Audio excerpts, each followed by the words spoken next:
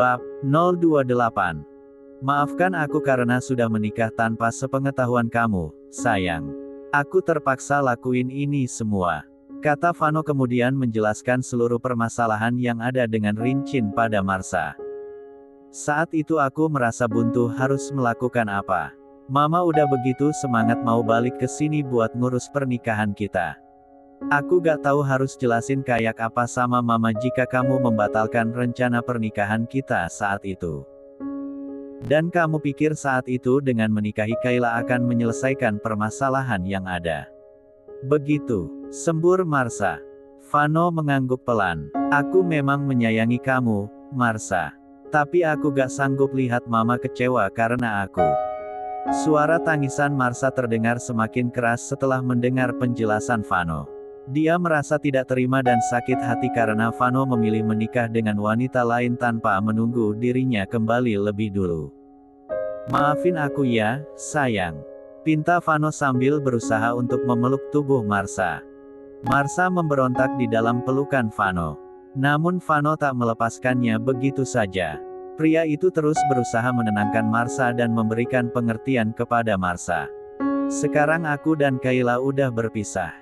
Sebentar lagi aku juga akan ngurus surat perceraian kami.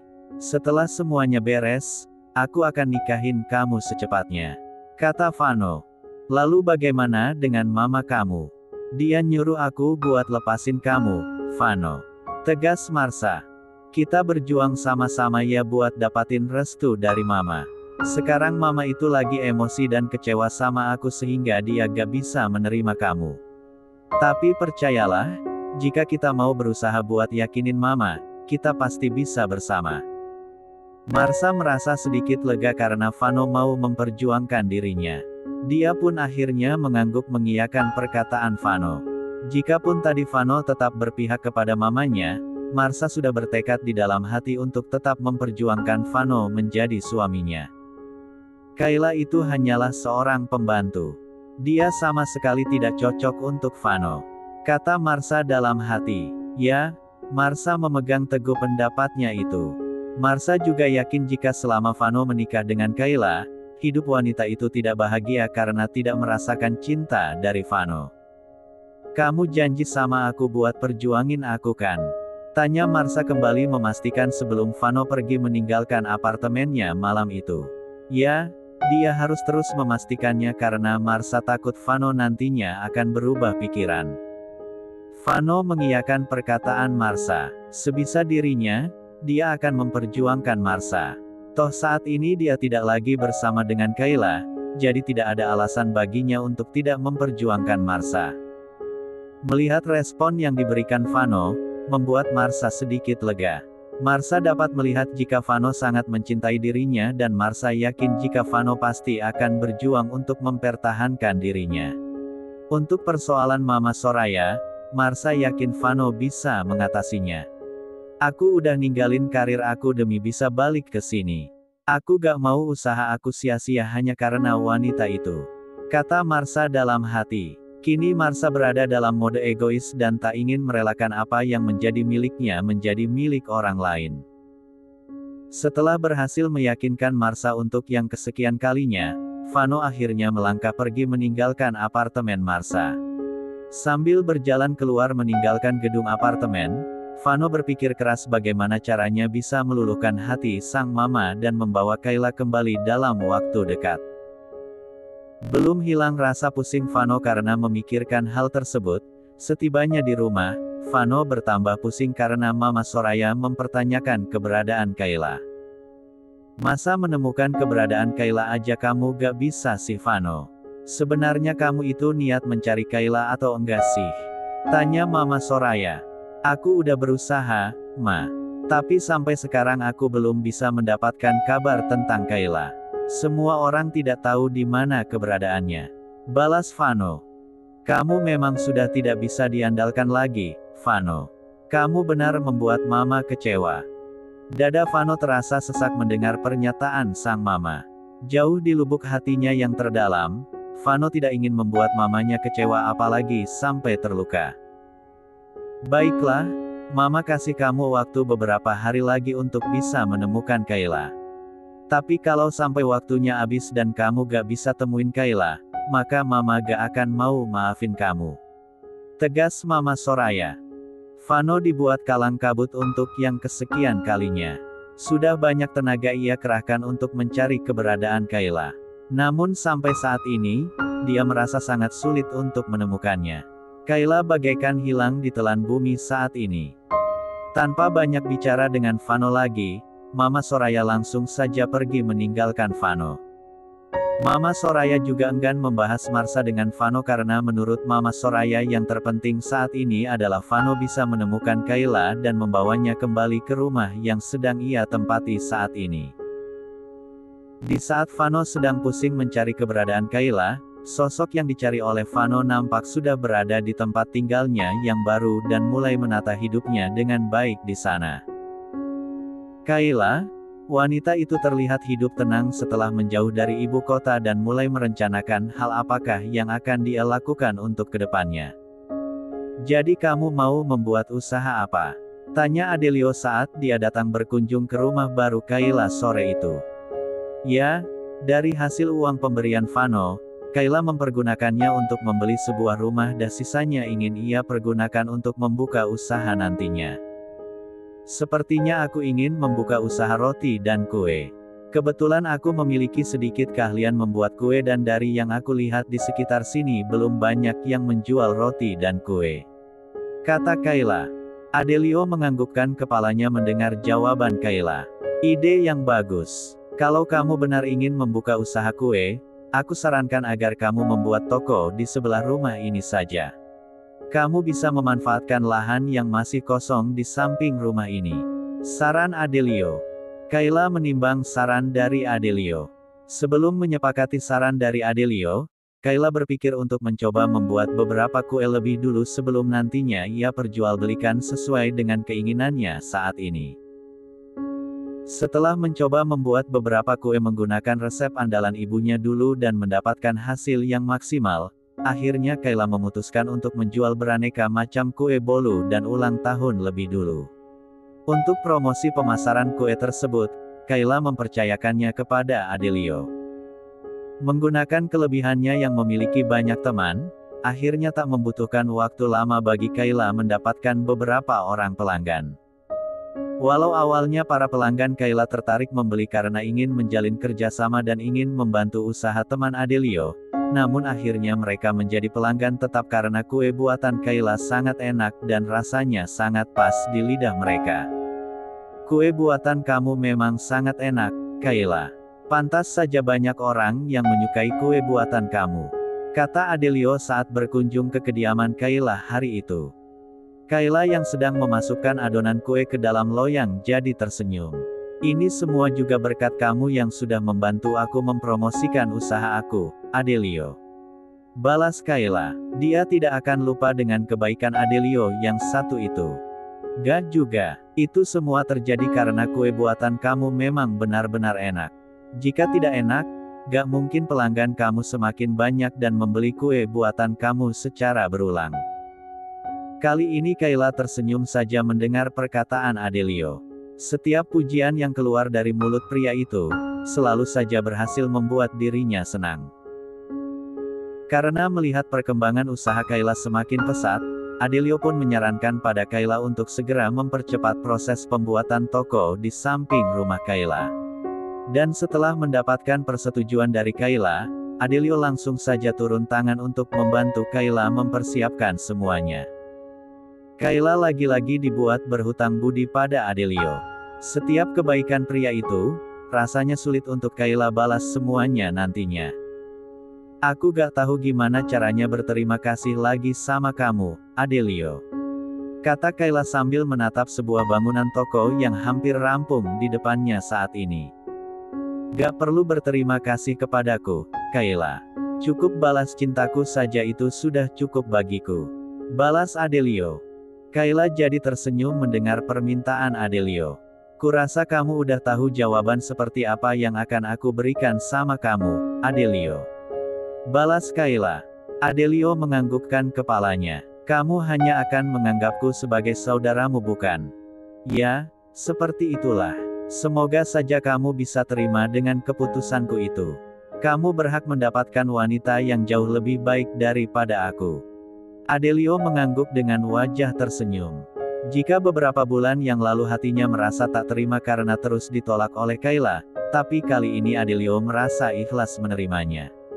Adelio pun membantu Kayla sampai saat ini tanpa meminta imbalan pada Kayla. Dia melakukannya dengan tulus dan murni hanya untuk membantu Kayla. Akhir-akhir ini kamu sering menghabiskan waktu kamu di sini. Apa itu gak masalah untuk pekerjaan kamu nantinya? Tanya Kayla. Dia merasa tidak enak hati pada Adelio karena sering mengganggu waktu bekerja Adelio. Gak masalah. Toh aku bosnya. Aku bebas melakukan apa saja yang aku inginkan. Balas Adelio. Kayla menggelengkan kepala mendengar jawaban Adelio. Kamu ini selalu saja begitu. Nanti perusahaan kamu bisa bangkrut kalau kamu berperilaku seenaknya seperti ini. Set, gak perlu mikirin itu, Kayla. Tanpa adanya perusahaan itu, aku ini sudah kaya. Bahkan bila nanti aku memiliki 7 keturunan sekalipun, hartaku tidak akan habis walau aku tidak bekerja. Kelakar Adelio. Kayla tertawa mendengarnya. Walau Adelio bermaksud bercanda kepada dirinya, tapi Kayla tahu jika candaan Adelio itu memang benar adanya. Setelah proses pembangunan toko rampung dan siap untuk digunakan, Adelio kembali memberikan bantuan pada Kayla berupa tenaga kerja. Mengingat usia kandungan Kayla yang sudah semakin membesar, membuat Adelio berpikir jika saat ini Kayla membutuhkan orang untuk membantu dirinya memproduksi kue setiap harinya. Kayla yang merasa membutuhkannya pun mengiyakannya. Dengan adanya bantuan tenaga kerja di tokonya, akan mempermudahkan dirinya dalam proses produksi kue dan pemasarannya. Seiring berjalannya waktu, usaha kue milik Kayla akhirnya berkembang semakin pesat. Kayla tidak menyangka jika usaha kue miliknya akan berjalan lancar seperti saat ini. Dulu aku hanya bekerja sebagai karyawan kafe milik orang lain. Tapi sekarang, aku bisa merasakan menjadi pemilik toko kue dan memiliki karyawan sendiri. Kata Kayla dalam hati. Dia selalu saja bersyukur mengingat hal tersebut. Kayla merasa Tuhan begitu baik kepada dirinya hingga memberikannya kesempatan menjadi bos seperti saat ini. Mengingat usia kandungan Kayla yang sudah semakin membesar, Kayla akhirnya memutuskan untuk tidak terlalu lama terjun langsung ke dapur untuk membuat kue. Kayla menyerahkan tugasnya kepada orang kepercayaannya di saat tubuhnya merasa tidak sanggup untuk dibawa bekerja terlalu lama. Di saat Kayla sedang asik menikmati hidupnya yang baru saat ini, Vano justru sebaliknya. Dia sama sekali tak bisa menikmati hidupnya dengan tenang dan selalu saja berada dalam bayang-bayangan Kayla. Sebenarnya kemana Kayla pergi? Kenapa sampai saat ini aku sangat sulit untuk mendapatkan kabar tentang dirinya? Gumam Vano. Akibat kabar Kayla yang tak kunjung tahu di mana rimbanya, niat Vano untuk menikahi Marsha jadi terhambat. Hubungannya dengan Mama Soraya pun semakin merenggang, bahkan sang mama sudah tidak ingin bertemu lagi dengan dirinya. Gimana ini, sayang? Mau sampai kapan aku disuruh menunggu kamu seperti ini? Tanya Marsha merasa frustrasi. Dia pikir dengan hilangnya Kayla akan memudahkan langkahnya untuk menikah dengan Vano. Tapi ternyata, apa yang ia pikirkan itu salah. Beri aku waktu untuk berpikir. Kamu tahu sendiri kan kalau mama gak bakalan kasih restu sama kita sampai Kayla balik lagi ke sini. Marsha dibuat kesal mendengar alasan yang sama yang keluar dari mulut Vano. Kenapa kamu gak bilang kalau dia pergi bersama selingkuhannya aja sih biar mama kamu gak mau terima dia lagi? Tanya Marsha. Vano menghela napas mendengar saran dari Marsha. Mama gak akan percaya kalau aku kasih tahu hal seperti itu kepadanya, Marsha. Yang ada mama malah bilang aku berniat bohongi dia agar dapat restu nikah sama kamu. Marsha terdiam setelah mendengar perkataan Vano. Benar juga perkataan kekasihnya itu. Jika Mama Soraya pasti tidak akan mau merestui hubungan mereka. Andai aja Mama dan Papa kasih restu aku dan Vano buat nikah siri. Pasti aku udah maksa Vano nikahin aku secara siri aja dari kemarin. Kata Marsha dalam hati. Akibat merasa frustrasi tak mendapatkan restu untuk menikah dengan Vano, Marsha sampai berpikir untuk melakukan hal tersebut. Gimana kalau kamu hamilin aja aku, sayang? Kupikir dengan cara seperti itu mama dan papa kamu pasti bakalan kasih restu. Memangnya mereka mau apa cucunya nanti lahir tanpa seorang ayah? Saran Marsha. Kedua bola mata Vano terbelalak mendengarnya. Tak ia sangka jika Marsha sampai berpikiran sejauh itu agar mereka bisa direstui untuk menikah. Jangan berpikir yang aneh-aneh kamu. Memangnya kamu pikir mama bakalan mau restuin kita gitu aja? Mama justru bakalan murka sama aku kalau aku lakuin itu sama kamu. Balas Vano sedikit keras. Dia sungguh tidak habis pikir jika kekasihnya itu sampai berpikiran seperti itu. Terus kita harus gimana, sayang? Aku udah lelah nunggu kamu tahu gak?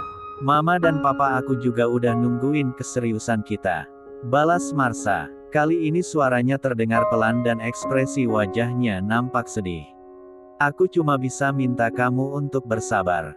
Saat ini hanya itulah cara yang bisa kita lakukan. Balas Vano. Helaan napas Marsha terasa mulai memberat.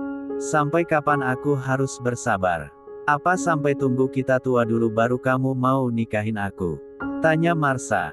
Vano menghela napas dalam-dalam. Jujur saja ia juga tidak ingin hal seperti ini terjadi kepada mereka. Tapi apa mau dikata, dia belum bisa menikahi Marsha karena banyak hal yang menghambat mereka untuk menikah. Aku juga gak mau buat kamu nunggu terlalu lama. Tapi aku bisa apa saat ini? Hubunganku dan Kayla saja belum benar berakhir. Pengajuan perceraian aku ditolak pengadilan, dan sekarang, Kayla gak tahu di mana keberadaannya. Andai saja dia ada di sini sekarang, mungkin gak akan sulit bagi diriku untuk mengajukan kembali pengajuan perceraian kami. Marsha tidak tahu lagi harus berkata seperti apa. Dia hanya bisa menangis menyalurkan rasa sesak di dadanya saat ini. Seandainya saja waktu itu kamu gak maksa buat nikahin Kayla, pasti semua ini gak bakalan terjadi. Demi membuat mama kamu gak kecewa, kamu sampai repot-repot menyewa orang sebagai menantu pura-pura kamu. Jangan membahas hal ini lagi, Marsha. Kupikir kamu udah ngerti jawabannya seperti apa. Balas Vano. Marsha terdiam dalam waktu beberapa saat. Dia merenungi keputusan yang Vano ambil saat itu hingga membuat hubungannya dan Vano berada dalam masalah saat ini. Aku tahu bahwa aku gak berarti untuk kamu. Sakitku juga tidak ingin kamu pedulikan. Yang ada di dalam pemikiran kamu saat itu hanyalah mama tanpa ada aku sedikitpun. Kata Marsha kemudian. Kamu tahu betul betapa aku sangat menyayangi mama, sayang. Aku gak bisa buat mama kecewa. Mama udah berjuang banyak buat aku selama ini. Dia juga sudah berharap aku menikah di saat dia kembali ke tanah air. Marsha tak dapat berkata-kata. Dia hanya memendam rasa kecewanya pada Vano di dalam hati. Jujur, sampai saat ini Marsha belum bisa menerima Vano lebih peduli dengan perasaan Mama Soraya dibandingkan dirinya.